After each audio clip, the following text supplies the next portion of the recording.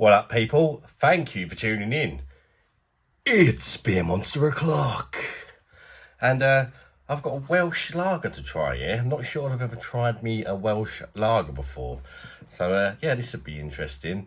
I picked this up in Home Bargains. I've seen it in like Asda and stuff like that before. Be perfectly honest, I've never brought it because I've only ever seen it in this little tiddly bottle, 330ml.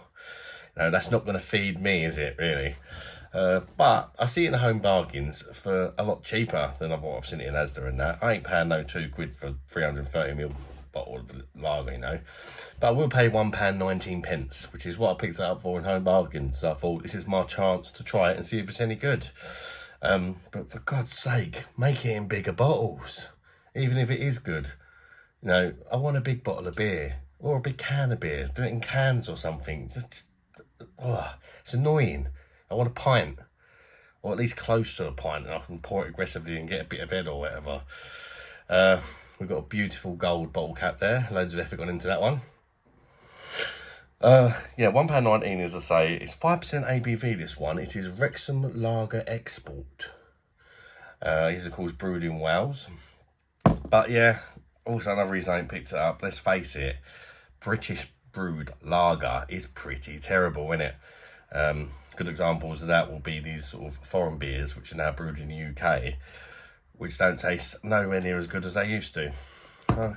This one's from Wales. Perhaps the Welsh know how to brew a beer better than we do in England or Scotland or whatever. Let's just crack it open and get on with it, shall we? Yeah, if you have tried this one, guys, let me know in the comments if you rate it or not. What sort of score would you give it out of 10? And can you get it in bigger bottles or cans or anything? Because that is something I do find very annoying, personally. Right, she is all in the glass. There's a little look at your beer. It is a very clear, golden, lagery looking colour. You know, typical sort of lager colour. Quite fine bubbles in the head there, piercingly beautiful white. Yeah, quite slow moving carbonation in this one. Just sort of gently trickling its way up the glass there. So hopefully it won't make me burp like a mofo. Right, let's get the nose in there and check out the aroma. Yeah, it just smells like a typical lager, really. Not really much to it. Bready malt. Slight little sweetness to it. Smells very average.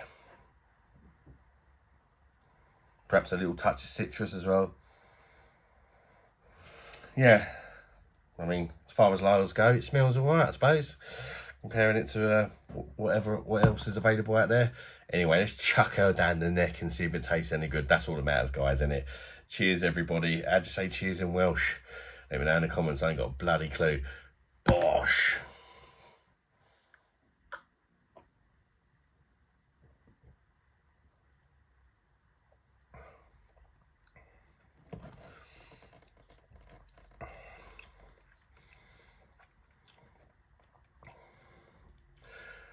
It's better than I thought it was going to be. It's better. I don't know why I didn't think it was going to be good. It's not too bad. It's not amazing or nothing like that. As far as British brewed lager goes, I would say just on first impressions, it's probably one of the better ones, to be fair.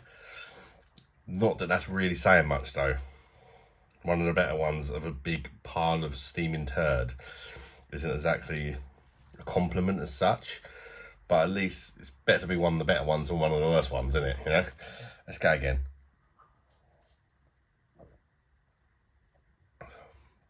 Quite a feed mouthful to it. One thing I'm really enjoying about this, it's really crisp. It's got a lovely, like, crisp dryness to it. It's quite a moorish sort of dryness, actually. I could see how this could grow on me, this one. I think it could grow on me. It's not like the most complex lager in the world. It's not got no crazy flavours going off or whatever. It's quite sort of safe in a way, but effective. You know, it's ticking all the boxes without sort of doing anything amazing or anything. But it's a lager. It doesn't need to do anything amazing. It needs to be thirst quenching, crisp and refreshing. As far as that goes, ticks all the boxes for me. Perhaps would like a little bit more flavour to it, you know, if I'm sort of nitpicking a little bit. There's a slight sweetness to the malts, kind of bready and caramel sort of sweetness to it. My favourite thing definitely about this beer is the dryness though. It really has got a nice crisp dryness to it, and then yeah, it's just sort of does something to the saliva in your gob, and it makes you want to get in there and get wet again, you know. It dries your mouth out a bit, but in a nice way.